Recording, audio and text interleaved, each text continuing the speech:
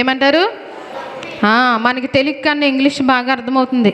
కాబట్టి ఈ యొక్క అభివృద్ధి అనేది మనకి ఎలా వస్తుంది, ఎవరి వలన మనకి అభివృద్ధి కలుగుతుంది?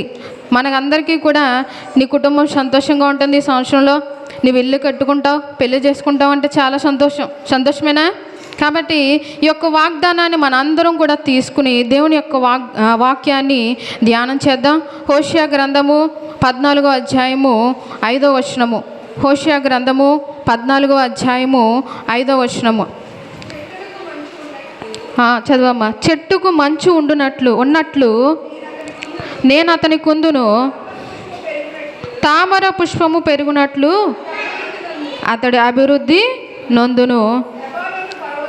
లెబానోను పర్వతము దాని వేళ్ళు తన్నునట్లు వారు తమ వేళ్ళు తన్నుదురు. ఇక్కడ 3 అంశాలు మనం చూద్దాం. మొదటిగా మన యొక్క బ్లెస్సింగ్ అంటే దీవెన, వాగ్దానం, మనందరికీ యొక్క వాగ్దానం ఏంటంటే అభివృద్ధి. ఏంటది? అభివృద్ధి. ఈ యొక్క అభివృద్ధి ఎలా ఉంటుంది? దేవుడు మనకి ఎలా ఉంటాడంట? చెట్టుకు మంచు. ఈరోజు మంచు కొరకు నేర్చుకుందాం. రెండవది అభివృద్ధి గురించి నేర్చుకుందాం. మూడవది తామర పుష్పము. ఈ యొక్క 3 అంశాలను బట్టి మనం ఈరోజు అభివృద్ధి అనేది ఎలా సాధించాలి, దేవుని వాక్యాన్ని ధ్యానం చేద్దాం.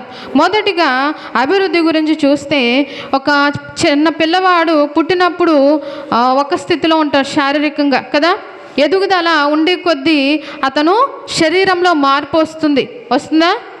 మార్పు రాకుండా అదే స్థితిలో అదే మాటలు అదే చేష్టలు చేస్తే 40 సంవత్సరాలు వచ్చినా మనం ఇష్టపడం. ఎందుకంటే ఆయన యొక్క శరీరంలో యొక్క అభివృద్ధి అనేది ఉండాలి. ప్రతి మనిషి కూడా పనిలో కానీ, శరీరంలో కానీ, కుటుంబ జీవితంలో కానీ, సామాజికంగా కానీ అభివృద్ధిని కోరుకుంటాం. ఈరోజు మనం అందరం చక్కగా బట్టలు వేసుకుని, లేకపోతే ఒకరినొకరు మాట్లాడుకుంటూ అందరూ సమానంగా సమాజంలో తిరుగుతున్నామంటే ఒక వ్యక్తి కారణం. ఎవరో తెలుసా? ఎవరైనా ఆయన విగ్రహం కూడా కడుతున్నారు.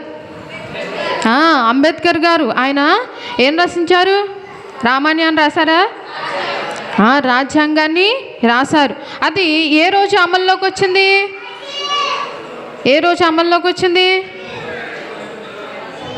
అండి ఆగస్టుని వెళ్ళిపోతాం, చాక్లెట్ తీసుకుని వచ్చేస్తాం. జనవరి 26ని వెళ్ళిపోతాం, మిఠాయి తీసుకుని వచ్చేస్తాం. ఏమ్మా, ఎందుకు వెళ్తున్నామో తెలియదు. మనం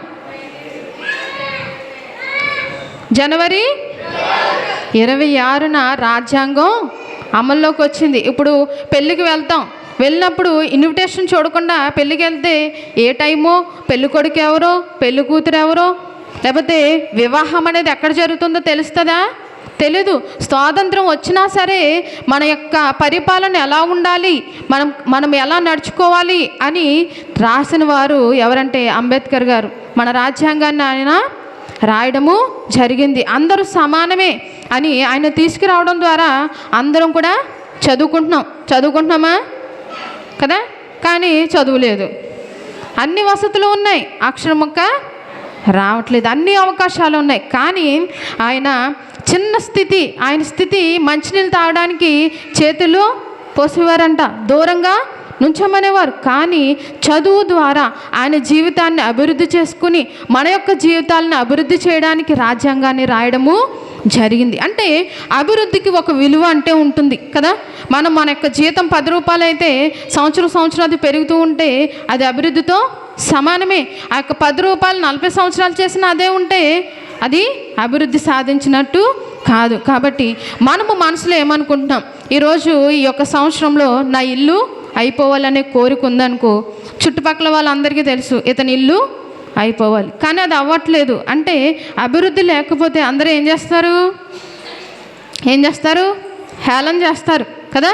అంటే వీళ్ళకి కార్యం జరగట్లేదు కాబట్టి వీరు ఎందుకు పనికిరాని వారు అని లెక్క వేస్తారు. కాబట్టి ప్రతి ఒక్కరి జీవితంలో అభివృద్ధి అనేది అవసరమని దేవుడు చెప్తూ ఉన్నాడు. అయితే ఈ యొక్క అభివృద్ధిని దేవుడు దేంతో పోలుస్తూ ఉన్నాడు? పోలిక ఉంటుంది కదా. మనకి ఈ ఉపమాలంకారాలు ఉంటాయి. ఆమె ముఖము చంద్రబింబము వలె ఉన్నది అంటే పోలుస్తాం, వీళ్ళ తాతగారులాగా ఉన్నారు అని పోలుస్తాం కదా. అలాగే ఈ యొక్క అభివృద్ధిని దేవుడు దేంతో పోలుస్తున్నాడో చూడండి. ఒకసారి ఒక వాక్య భాగాన్ని చదవండి. హోషేయ గ్రంథము 14వ అధ్యాయము 5వ వచనము. చెట్టుకు మంచు ఉన్నట్లు నేను అతని కొందును, తామర పుష్పము పెరుగునట్లు అతడు అభివృద్ధి నొందును. ఎలా అభివృద్ధి నొందుతాడంట? ఎలాగా? తామర పుష్పము. తామర పుష్పాన్ని ఎంతమంది చూశారు? చూడలేదు ఎవరు? కలువ పువ్వుని ఎంతమంది చూశారు? తామర పుష్పము. అయితే ఈ రెండు ఒకటేనా? ఒకటి పింక్ కలర్లో ఉంటుంది, రెండోది వైట్ కలర్లో ఉంటుంది. అయితే ఈ రెండు కూడా ఒక చోట ఉన్న, ఒకటి సూర్యరశ్మిని వికసిస్తుంది, ఒకటి చంద్రుడు వచ్చినప్పుడు వికసిస్తుంది. అంటే ఈ రెండు ఒకే జాతికి చెందినవి. అయితే దేవుడు ఇన్ని పుష్పాలు ఉన్నాయి కదా, మల్లె పువ్వు ఉంది, గులాబీ పువ్వు ఉంది, మెర్సి ఉందా? అయితే ఈ పువ్వులన్నీ మానేసి తామర పుష్పాన్ని దేవుడు ఎందుకు ఎన్నుకున్నాడు చెప్పండి, ఎవరైనా చెప్పగలరా? బురదలో ఉంటుంది, మంచిదే. కానీ ఒక గులాబీ పువ్వు తీసుకుంటే అది సాయంత్రానికి ఏమవుతుంది? వాడిపోతుంది. మల్లె పువ్వు తీసుకుంటే వాడిపోతుంది. మంచి సువాసన ఇస్తుంది కానీ వాడిపోతుంది. కానీ ఈ యొక్క అభివృద్ధిని తామర పుష్పంతో దేవుడు ఎందుకు పోల్చాడంటే, తామర పుష్పము తొందరగా అది వాడిపోతుందా? వాడిపోదు. అది ఎక్కడ ఉంటుంది? లోతులో ఉంటుంది. కాబట్టి మన అభివృద్ధి అనేది తామర పుష్పము వలె ఉండాలని దేవుడు ఈరోజు మనతో మాట్లాడుతూ ఉన్నాడు. అయితే మన అభివృద్ధిని మనమే ఆపుకుంటామంట. ఎలా ఆపుకున్నాము? అలా ఆపుకొని వారు కింద స్థితిలో చేజార్చుకున్న వారు ఎవరైనా ఉన్నారా అంటే, మత్తయి సువార్త 25వ అధ్యాయము, మత్తయి సువార్త 25వ అధ్యాయము 14వ వచనము.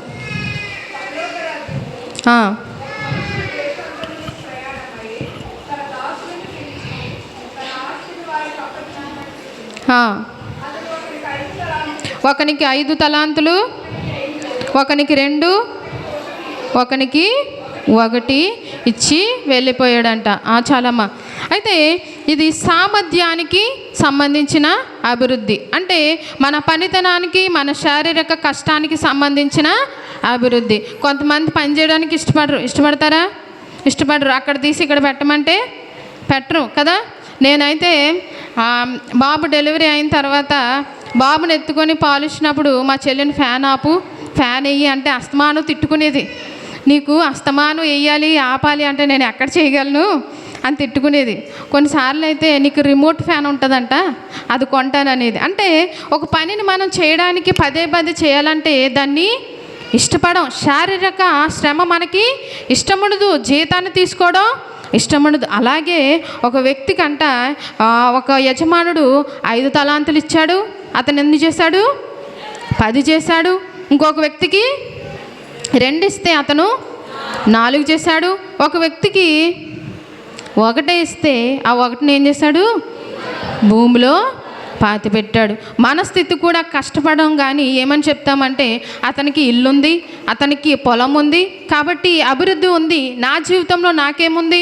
ఒక ఉద్యోగం తప్పుతా అని అనుకుంటాం. కానీ దేవుడు అంటున్నాడు, ఆ ఉన్న 1 తలాంతు నువ్వు అభివృద్ధి చేసుకోకపోతే చీకటి గొట్టిలో పడవేయబడతావు. నీవు శారీరక కష్టాన్ని చేస్తేనే నీ కుటుంబం అనేది ఎలా ఉంటుంది?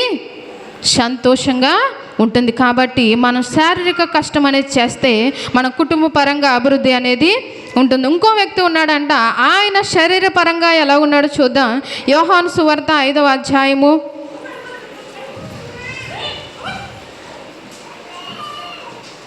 యోహాను సువార్త 5వ అధ్యాయము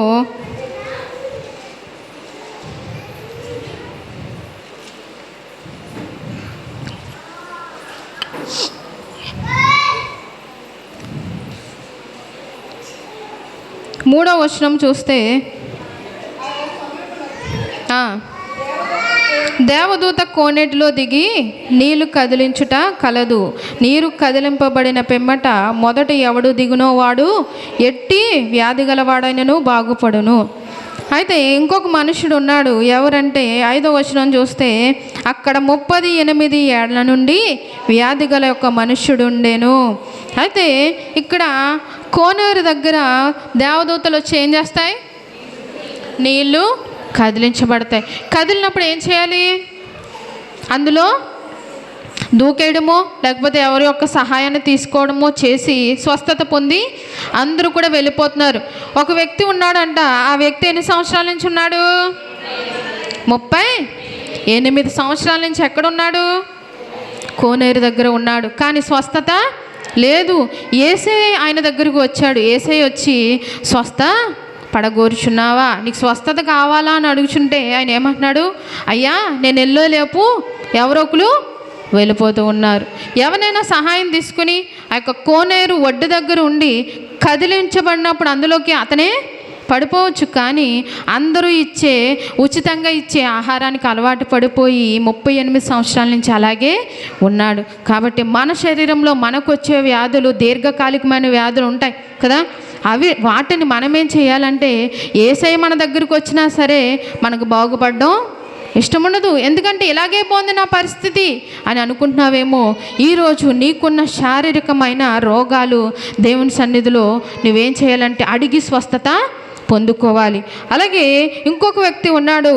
ఆయన ఏం చేస్తాడు అంటే, దీవెనలైనా శాపాలైనా మన పిల్లలకి ఎవరిస్తారు? మన ద్వారానే వెళ్తాయి కదా. మనం చేసిన మంచి పనులను బట్టి మన పిల్లలకి మంచి భవిష్యత్తు ఉంటుంది. మనం చేసిన పాపాలను బట్టి ఆ కీడు ఎన్ని తరాలు ఉంటుంది? 7 తరాలు ఉంటుంది. అయితే ఒక వ్యక్తి తన వంశానికి తన యొక్క కుమారులకి శాపాన్ని తెచ్చుకున్న ఒక వ్యక్తి ఉన్నాడంట. చూడండి, ఆది కాండము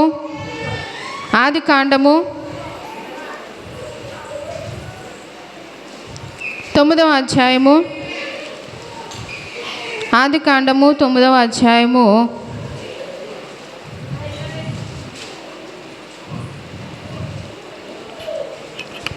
ఇక్కడ ఒక ఆయన కనిపిస్తూ ఉన్నారు 20వ వచనంలో. ఎవరైనా? నోవాహు వ్యవసాయము ఆరంభించి ద్రాక్ష తోట వేసాను. ఆయన ద్రాక్ష తోట వేసి ఏం చేశాడు? పిమ్మట ద్రాక్షారసము తాగి మత్తుడై తన గుడారంలో వస్త్రహీనుడిగా నుండేను. అప్పుడు తన తండ్రి దగ్గరికి ఎవరు వచ్చారంట? హాము. ఈ యొక్క నోవహు కుమారుల పేరు షేము, హాము, యాపేతు. 3 కుమారులు. ఎంతమంది? 3 కుమారులు. ఏం పేర్లేంటి? షేము, హాము, యాపేతు. ఈ యొక్క 3 కుమారుల్లో నోవహు దగ్గరికి ఎవరు వచ్చారు? హాము వచ్చాడు. హాము వచ్చి ఏం చేస్తున్నాడంటే, తన తండ్రి ఆ స్థితిలో ఉన్నాడంట.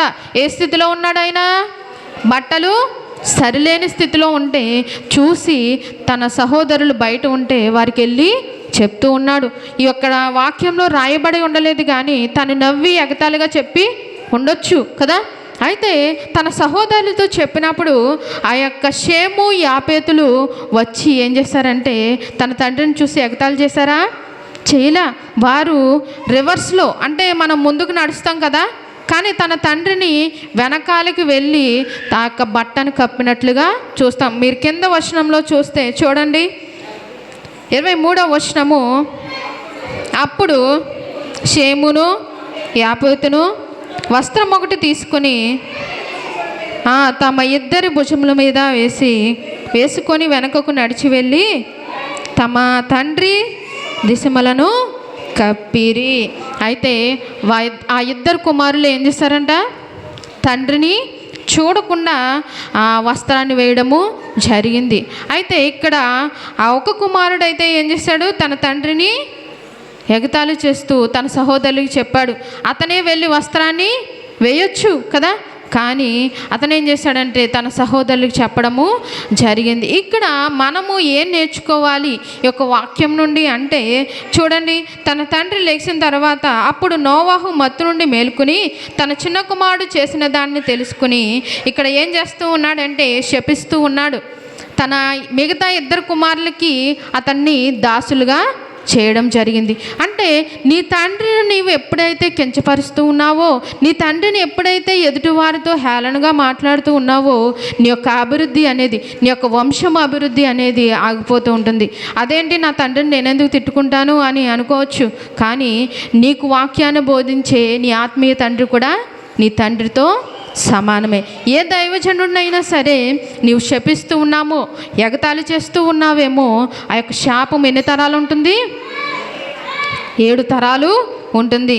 మేము ఆ యొక్క ఉపవాస ప్రార్థనలు పెట్టి ఆర్థికంగా సహాయం చేయమని అడిగినప్పుడు కొంతమంది ఇవ్వడం జరిగింది. అయితే మొదటగా ఎవరు స్పందించలే. అప్పుడు అనిపించింది, సరే మేమే డబ్బులు వేసుకుని చేసుకుందామని. కానీ ఒక్కొక్కరుగా ఇస్తూ ఉన్నారు. ఇస్తూ ఉంటే కొంతమంది ఏమంటున్నారంటే, మిమ్మల్ని ఎప్పుడైనా మేము బలవంతం చేసామా అండి? చేయలా. మీ రూపాయి ఎప్పుడు కూడా దేవుని సన్నిధిలో ఉంటుంది తప్పితే మా అవసరాలకి ఎప్పుడు కూడా మేము వాడుకోము. దేవుని సన్నిధిలో ఉంచి నిలబడి చెప్తూ ఉన్నాను, దేవుని సాక్షిగా చెప్తూ ఉన్నాను, మేము ఎప్పుడు కూడా మీరు దేవుని పేరట ఇచ్చిన దేవునికే వాడతాం. అయితే కొంతమంది మాటలు ఎలా ఉన్నాయంటే, 500 వేసేయాలంట, క్రిస్మస్కి 500 అంట, లేకపోతే ఈస్టర్కి 500 అంట. ఇటువంటి మాటలు, ఎన్నో మాటలు మాకు వినిపిస్తూ ఉన్నాయి. ఇవ్వకపో, అంతేగాని నీ ఆత్మీయ తండ్రి యొక్క సిగ్గును నువ్వు ఎదుటివారి ఎదుట సిగ్గుపరుస్తున్నావేమో దేవుడు చెప్తూ ఉన్నాడు. నీ యొక్క వంశం యొక్క అభివృద్ధి ఆగిపోతుంది. వారికి నువ్వు దాసులుగా దేవుడు చేస్తాడని దేవుని యొక్క వాక్యం చెప్తూ ఉంది. అయితే ఈ యొక్క అభివృద్ధిలో మనం ఏమేమి నేర్చుకున్నాం? శారీరక శక్తి అవసరము. ఇంకా స్వస్థత పొందాలంటే దేవుని దగ్గరికి మనము వెళ్ళాలి. మూడవదిగా తండ్రి యొక్క సిగ్గును మనం తీసేవారంగా ఉంటే వంశం యొక్క అభివృద్ధి ఆగిపోతుందని దేవుడు ఈరోజు చెప్తూ ఉన్నాడు. ఇది మన అభివృద్ధిని మనమే ఆపుకుంటున్నాం. అయితే రెండవదిగా మనం చూద్దాం. రెండవదిగా ఏంటంటే సామెతల గ్రంథము 11వ అధ్యాయము 24వ వచనంలో, సామెతల గ్రంథము 11వ అధ్యాయం 24వ వచనము, వెదజల్లి అభివృద్ధి పొందువారు కలరు. ఏం చేయాలంట? అభివృద్ధి పొందాలంటే ఏం చేయాలి? వెదజల్లాలి. ఏం వెదజల్లాలి? వాక్యాన్ని వెదజల్లాలి. వాక్యాన్ని వెదజల్లి అభివృద్ధిని పొందాలి. ఇంకా దేవుని యొక్క ప్రేమను వెదజల్లాలి. ఇంకా మనం కష్టార్జితంలోంచి దేవునికి 10వ భాగము ఇవ్వాలి. అయితే శాంటా క్లాస్ అనే ఒక వ్యక్తి మనకు తెలుసు. ఆయన ఎప్పుడు వస్తాడు మనకి? క్రిస్మస్లో కదా. ఆయన అంట ఒక పిసినారి వాడిగా ఉండేవాడంట. అయితే ఆయన నైటు ఎవరికి తెలియకుండా పేదవారికి సహాయము చేసేవాడు. అటువంటి వెదజల్లి దేవుని యొక్క ప్రేమను గురించి మనం చెప్పాలి. అదేవిధంగా మనకు తెలుసు కోల్గేట్ కదా, ఆయన యొక్క 10వ భాగాన్ని ఇచ్చి రెట్టింపుల ఆశీర్వాదాన్ని అతను పొందుకోవడం జరిగింది. అలాగే దేవుని యొక్క వాక్యాన్ని వెదజల్లాలి. దేవుని యొక్క మాటలు మాట్లాడుతూ ఉండాలి.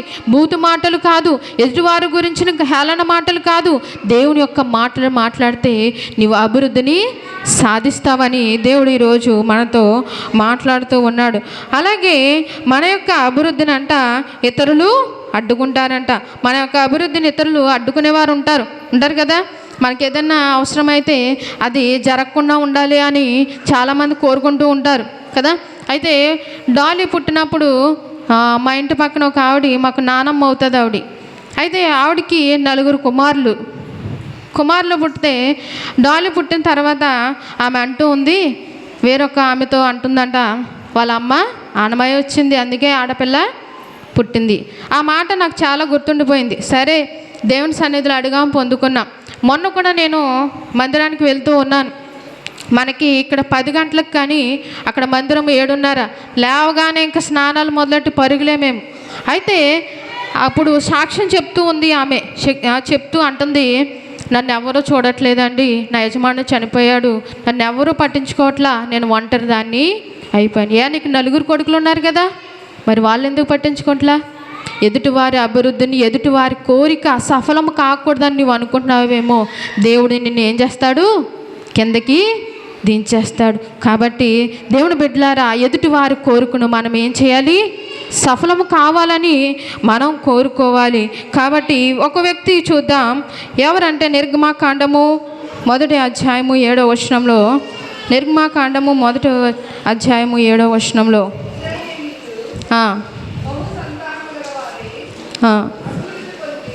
అభివృద్ధి పొంది విస్తరించి అత్యధికముగా ప్రబలిరి, వారున్న ప్రదేశము వారితో నిండి ఉండేను. ఇక్కడ ఇశ్రాయేలు ప్రజలందరూ కూడా ఒక జనాంగంగా ఏర్పడ్డారు. ఎలాగంటే యోసేపు ఐగుప్తులో ఉన్నప్పుడు అన్నలు లేకపోతే తండ్రి వారందరూ కరువు ఉన్నప్పుడు అక్కడ దేశానికి వెళ్ళి వారు ఉండిపోయి అక్కడ జనాంగంగా విస్తరించినప్పుడు వారు చాలా ఎక్కువ జనంగా ప్రబలారంట. అయితే యోసేపు అంటే తెలియని ఒక రాజుగారు ఫరో వచ్చినప్పుడు వారిని అణిచేయాలని చూశాడు. కానీ వారి యొక్క అభివృద్ధిని ఆయన అణచగలిగాడా? లేదు. కానీ కొంతమంది అభివృద్ధి పొందిన వారు కూడా ఇదే యొక్క అధ్యాయంలో ఉన్నారు. చూడండి 19వ వచనం చూస్తే, అందుకు ఆ మంత్రసానులు హెబ్రీ స్త్రీలు ఐగుప్తు స్త్రీల వంటి వారు కారు, వారు చురుకైన వారు, మంత్రసాని వారి యొద్దకు వెళ్ళక మునిపే వారు ఫరోతో చెప్పాను. అయితే ఆ మంత్రసానులు చేసిన సహాయానికి దేవుడు వారికి ఏమి ఇచ్చాడో చూడండి. ఆ మంత్రసానులు దేవునికి భయపడినందున ఆయన వారికి వంశాభివృద్ధి కలిగజేశాను. ఎప్పుడైతే మంచికి నీవు సహకరిస్తావో అప్పుడు ఏం చేస్తాడు? నీకు అభివృద్ధి అనేది ఏది లోటుగా ఉంటుందో వంశాభివృద్ధి అనేది కలుగజేస్తానని ఇక్కడ దేవుని వాక్యము సెలవిస్తుంది. ఫరో అయితే ఇశ్రాయేలీల అభివృద్ధిని అడ్డుకోవాలని అనుకున్నాడు, కానీ అడ్డుకోగలిగాడా? లేదు. అయితే ఇంకా మనము చూస్తే కొంతమంది అభివృద్ధి సాధిస్తారంట. మంచివారైనా చెడ్డవారైనా దేవుని తెలిసిన వారైనా దేవుని తెలియని వారైనా అభివృద్ధి అనేది ఉంటుంది. కానీ ఆ యొక్క అభివృద్ధి ఎలా ఉంటుందో చూడండి. హబక్కుకు గ్రంథము 2వ అధ్యాయము 6వ వచనము చూస్తే, హబక్కుకు గ్రంథము 2వ అధ్యాయం 6వ వచనము,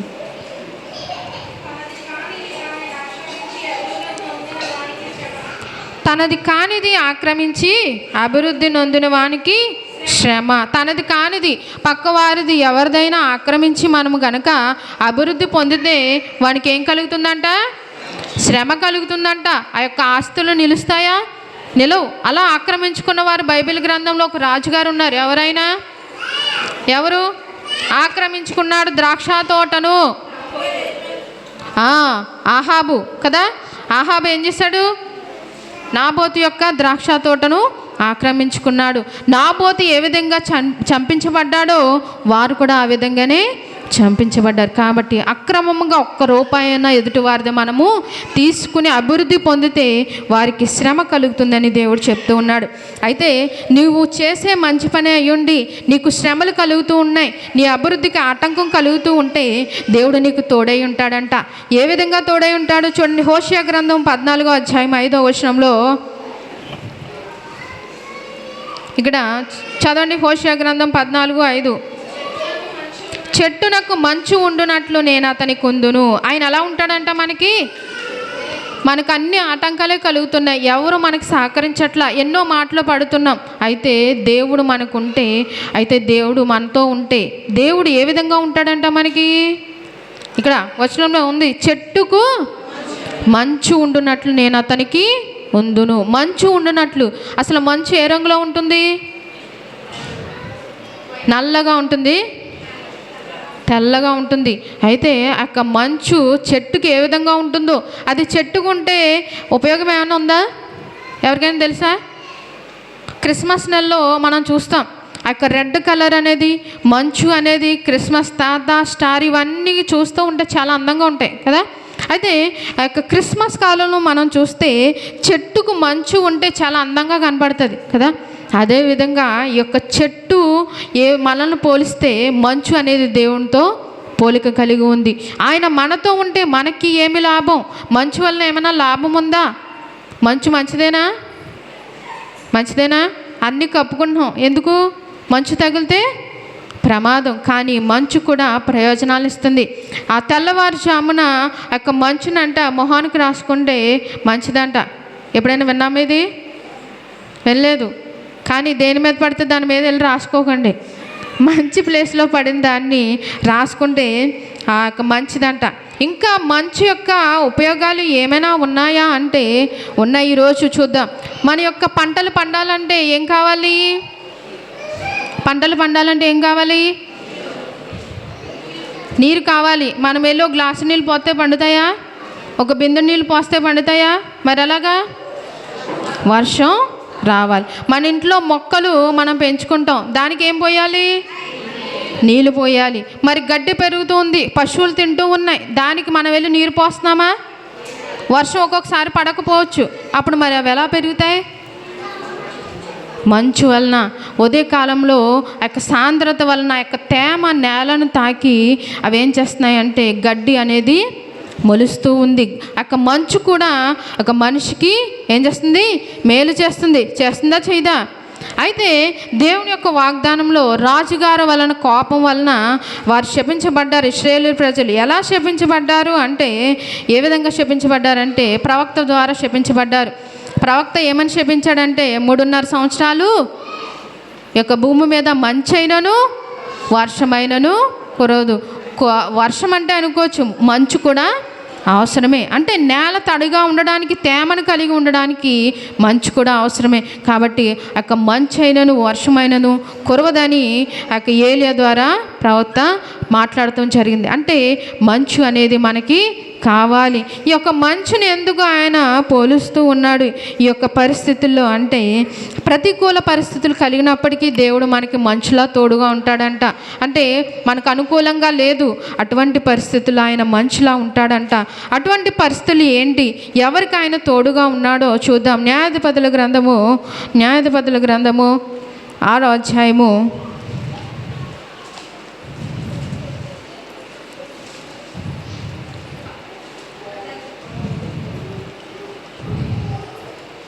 6వ అధ్యాయము 11వ వచనం చూస్తే 12వ వచనం చదవండి అమ్మా. యెహోవా దూత అతనికి కనబడి, పరాక్రమము గల బలాఢ్యుడా, యెహోవా నీకు తోడై ఉన్నాడని అతనితో చెప్పాను. అతని పేరేంటి? కింద 13వ వచనంలో గిద్యోను అనే ఒక వ్యక్తి ఉన్నాడు. ఆ యొక్క వ్యక్తి ఏం చేస్తూ ఉన్నాడంటే తన కుటుంబం కొరకు గోధుమలను ఏం చేస్తూ ఉన్నాడు? శుభ్రం చేసుకుంటూ ఉన్నాడు. ఎందుకని శుభ్రం చేసుకుంటూ ఉన్నాడు అంటే, ఆ యొక్క ఇశ్రాయేలీయులు దేవుని మాట వినకపోవడం వలన ఆయన శత్రువుల చేతికి వారిని అప్పగించేసి మిద్యానీయుల చేతికి వారిని అప్పగించేశాడు. ఎప్పుడైతే పంట పండుతుందో వారు వచ్చి దోచుకుని వెళ్ళిపోతూ ఉన్నారు, తినడానికి తిండి లేదు. అటువంటి టైంలో ఈ యొక్క గిద్యోను ఏం చేస్తూ ఉన్నాడంటే తన తండ్రి కుటుంబం కొరకు వారు వచ్చేలోపే గోధుమలను సరిచేసుకుని ఆహారానికి దాచుకోవడానికి చూస్తూ ఉన్నాడు. అంతమంది ఉండగా గిద్యోని దేవుడు ఎన్నుకోవడము జరిగింది. అతను ధైర్యవంతుడా? మిద్యానీయుల మీదకి యుద్ధానికి వెళ్ళాడా? వెళ్ళలా. కానీ ఆ యొక్క దేవుడు అతన్ని దర్శించడం జరిగింది. ఆయన అంటూ ఉన్నాడు, పరాక్రమం గల బలాఢ్యుడా, నేను నీకు తోడై ఉన్నాను. దేవుడు మనకు తోడై ఉంటాడు. ఎలాగంటే చెట్టుకు మంచు ఉండినట్లు ఆయన మనకు ఉంటాడు. ఆయన ఉంటే తామర పుష్పము వలె అభివృద్ధి మనం సాధిస్తాం. అయితే గిద్యోనుకు దేవుడు తోడై ఉన్నానని చెప్తూ ఉన్నాడు. మరి గిద్యోను ఏ విధంగా ఆ యొక్క విజయాన్ని సాధించాడు శత్రువుల మీద? ఎవరికైనా తెలుసా? గిద్యోను సైన్యం ఎంతమంది? కరెక్టేనా? గిద్యోను సైన్యము 300. దేవుని స్తోత్రం, హల్లెలూయా. ఎన్నో సంవత్సరాల నుంచి చెప్తే ఒక మొక్క వచ్చింది మా వాళ్ళు, చాలా సంతోషం. అయితే ఆ యొక్క గిద్యోను సైన్యము 300 మంది. ఎంతోమంది వస్తే భయపడి కొంతమంది పారిపోయారు. అయితే ఒక పరీక్షలో ఓడిపోయి కొంతమంది వెళ్ళిపోయారు. చివరికి ఎంతమంది మిగిలారు?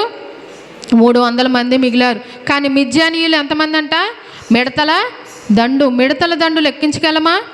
కానీ 300 మందికి మిడతల దండుకి ఏమన్నా ఆ యుద్ధం చేయగలమా? చేయలేం. అయితే గిద్యోను తీసుకుని వెళ్తూ ఉన్నాడు 300 మందిని. ఆయన యొక్క కత్తి అవి తీసుకుని కాదు, ఏమేమి తీసుకెళ్తూ ఉన్నాడంటే ఒక దివిటీని తీసుకెళ్ళి, ఒక బోరను, ఒక కుండను తీసుకొని ఈ యొక్క 3 వస్తువులతో విజయాన్ని సాధించాడు. మనం సాధించలేము ఉన్న పరిస్థితుల్లో దేవుడు మనకు తోడై ఉంటే ప్రతి వస్తువు కూడా మన విజయానికి సాధించగలం, మన యొక్క అభివృద్ధిని సాధించగలం.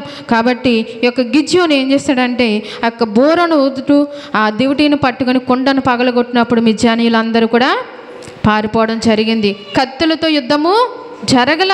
అసలు యుద్ధము జరిగితే ఓడిపోవలసిన వారు ఎవరు? ఏ అవకాశము లేని ఇశ్రాయేలీలు ఓడిపోవాలి. కానీ దేవుడు మంచు వలె మనకి తోడై ఉంటే తామర పుష్పము వలె అభివృద్ధి పొందుతాం. ఇక్కడ గిద్యోను కూడా దేవుడు తోడై ఉన్నాడు, అభివృద్ధిని సాధించాడు. అలాగే మనందరికీ తెలుసు ఇశ్రాయేల్ ప్రజలను నడిపించిన నాయకుడు ఎవరు? మోషే దేవుడు ఎన్నుకొని నాయకుడిగా నడిపిస్తూ ఉంటే ఇశ్రాయేలు ప్రజలందరూ సనుక్కోవడమే కదా. సనుక్కున్నప్పుడల్లా ఏం చేస్తూ ఉన్నాడంటే దేవుడు వారిని శిక్షిస్తూ ప్రేమిస్తూ వారిని నడిపిస్తూ ఉన్నాడు. అయితే కొంతకాలానికి ఏమైందంటే కొంతమంది మోషేకి వ్యతిరేకంగా ఉన్నారు. ఏమనంటే మోషేయే ఆ నాయకుడా, మోషేయే దేవునితో నడిపిస్తూ ఉన్నాడా, మేము కూడా దేవుని ఆత్మను కలిగిన వారమే అని ఎదురు తిరిగే స్వభావాన్ని కలుగుతున్నప్పుడు అయితే దేవుడు తన మాట ద్వారా కాదు, శిక్షణ వలన కాదు, కానీ ఏమి చేయాలనుకున్నాడంటే ఒక ప్రయోగ రూపంగా, అంటే వారికి కనిపించే రూపంగా తన యొక్క జవాబును ఇవ్వాలనుకున్నాడు. ఏ విధంగా ఇచ్చాడంటే ఇశ్రాయేలు ప్రజలు ఎన్ని గోత్రాలు 12 గోత్రాలు. ఆ యొక్క 12 గోత్రాలు 12 కర్రలు తెచ్చి ఎక్కడ పెట్టమన్నాడు దేవుని యొక్క సన్నిధిలో పెట్టమన్నాడు. ఇది ఎవరి కర్ర అయితే చిగురుస్తుందో వారే నేను ఎన్నుకున్న వ్యక్తి. ఇక్కడ మోషే పరిస్థితి చూస్తే చుట్టూ ఉన్న వారందరూ కూడా సహకరించట్లా, ఆయనకి విరోధంగా ఉన్నారు.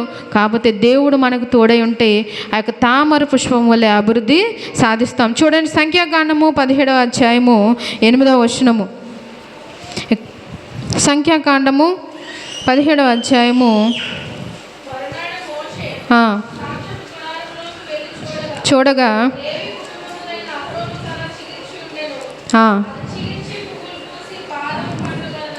అది చిగిర్చి పువ్వులు పూసి బాదము పండ్లు గలదాయను. ఇక్కడ ఆ యొక్క మందిరంలోనికి వెళ్ళి చూస్తే ఎవరి కర్ర చిగిర్చిందంట? అహరోను కర్ర. అహరోను ఏ యొక్క వంశానికి చెందినవాడు? లేవి. 12 గోత్రాల్లో లేవి గోత్రం ఎప్పుడు యాజకుని సంబంధించింది కాబట్టి యాజకుడైన అహరోను కర్ర చిగురించింది. అంటే తన అన్నగారు మోషే కూడా ఇద్దరు కూడా ఒకరే. అయితే వారి కర్ర ఏ విధంగా చిగురించిందంట? ఏ విధంగా చిగురించి పువ్వులు పూసి బాదం పండ్లు కాసింది. అంటే ఒక కర్ర ఎక్కడైనా పోస్తుందా? పూయదు. కర్ర అంటే ఏంటి? చేత్తో పట్టుకుంటాం, దానికి ఏ విధంగానూ నేల కానీ నీరు కానీ అందదు కదా. అది ఎండిపోయినా గట్టిపడిన ఒక కర్ర. అయితే అటువంటి కర్ర అది అభివృద్ధి చెందినట్లుగా చూస్తాం. అంటే దేవుడు మనకి తోడుగా ఉంటే ఎటువంటి పరిస్థితి అయినా, ఎడారి అయినా, ఏదైనా సరే ఆయన మనకు అభివృద్ధిని ఇవ్వగల సమర్థుడు. ఎప్పుడు అంటే ఆయన మనకి తోడై ఉంటే గనక మనము అభివృద్ధిని సాధిస్తాం. అయితే మనం అభివృద్ధిని సాధిస్తామంటే కొంతమంది మన గొప్పదనాన్ని సొంత ఊరిలో ఎవరు ఒప్పుకోరు కదా. సొంత ఊరు వచ్చి వాడు ఎలాంటి వాడు అంటే మంచిగా చెప్పేవాళ్ళు ఎంతమంది ఉంటారు? వాడా అంటాం కదా. అంటే ఒకడు మంచి స్థితిలో ఉంటే మనము సహకరించాం కదా. ఎవరైనా వేరే దేశం వెళ్ళినప్పుడు ఎంక్వైరీకి వచ్చినప్పుడు మంచి విషయాలు చాలా తక్కువ మంది చెప్తారు. ఎందుకంటే వాడు వేరే దేశం వెళ్ళిపోయి అభివృద్ధి సాధిస్తాడేమో, మంచి ఇల్లు కట్టుకుంటాడేమో అని వాడికి మనం ఏం చేస్తాం? అడ్డంకులు పెడతాం. అదేవిధంగా ఈ యొక్క దేవుడు యేసయ్య లోకంలో ఉండగా ఎన్నో అద్భుతాలు, ఎన్నో ఆశ్చర్య కార్యాలు ప్రతి స్థలంలో చేస్తే ఆయన సొంత ఊరు ఏది? ఏ ఊరు? ఏ యొక్క పట్టణం, ఏ యొక్క ఊర్లో పుట్టాడైనా?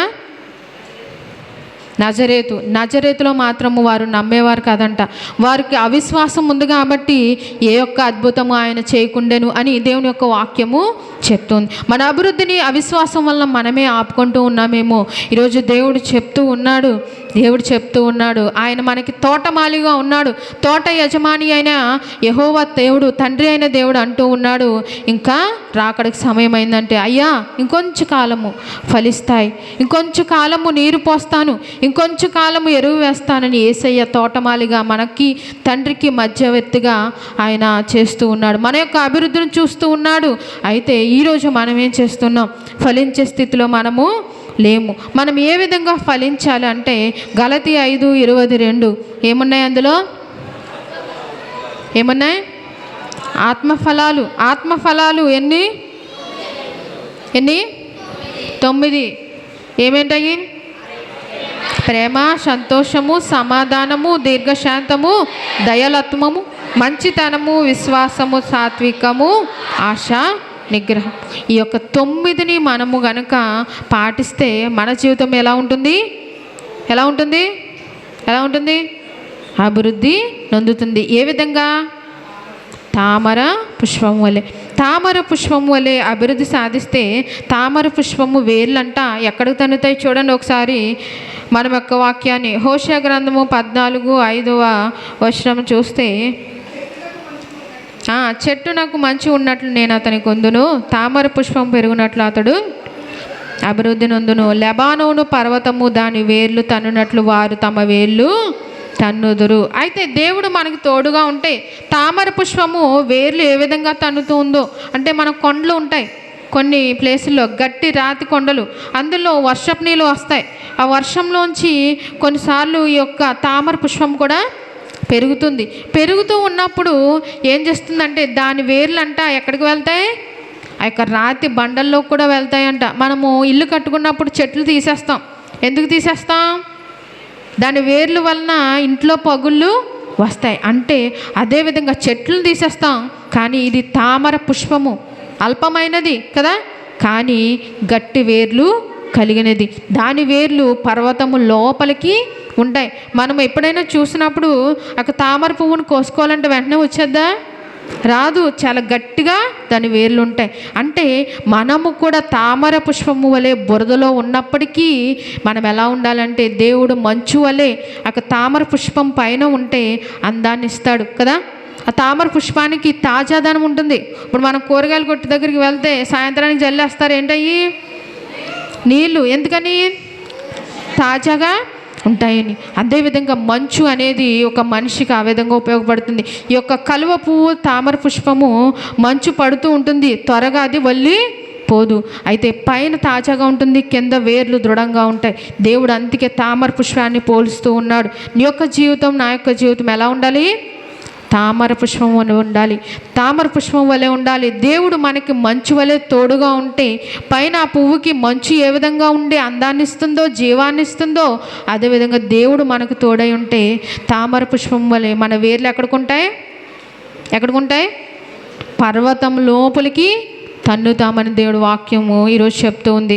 తామర పుష్పము ఉండే పరిస్థితి, దానికి మనం ఎరువు వేస్తామా? ఎరువు వేస్తామా? మన ఇంట్లో ఒక గులాబీ పువ్వును పెంచుకుంటాం, దానికి నీరు పోయాలి. ఎరువు అంటే మంచి ఏం చేస్తాం? ఉల్లిపాయ నీళ్ళని అవన్నీ ఇవన్నీ వేస్తాం. కానీ తామర పుష్పానికి వేస్తామా? వెయ్యం. బురదలో ఉంటుంది, ఏ పురుగు దాన్ని ఏమీ చేయలేదు. అది ఎప్పటికీ వికసిస్తూ తాజాగా ఉంటుంది. కాబట్టి మన జీవితాలు కూడా దేవుడు మంచు వలె మనకి ఉంటే మన జీవితం కూడా, మన యొక్క జీవితం కూడా వేరులాగా దృఢంగా ఉంటుంది. అటువంటి కృప పరిశుద్ధాత్మ దేవుడు మీకు, నాకు, మనందరికీ కూడా అనుగ్రహించునుగాక. ఆమేన్. దేవుని సన్నిధికి ఎప్పుడు రావాలి? ఎప్పుడు రావాలి? ఈ యొక్క అభివృద్ధి నీకు రావాలి అంటే